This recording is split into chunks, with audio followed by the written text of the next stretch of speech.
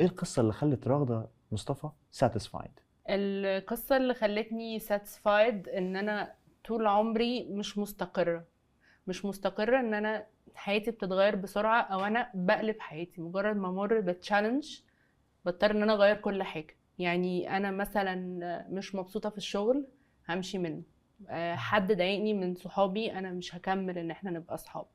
فدايما بتعرض لباترن من المشاكل هو ببقى بروح لنفس الحل ده ان انا بمشي واسيب الموضوع. بلس ان انا مش مستمتعه بالحياه، انا دايما مضغوطه، انا دايما مش راضيه عن اللي بيحصل. بحس ان انا يعني ليه مش لاقيه شغل حلو، ليه صحابي مش كويسين، ليه الحياه مش ماشيه معايا حلو.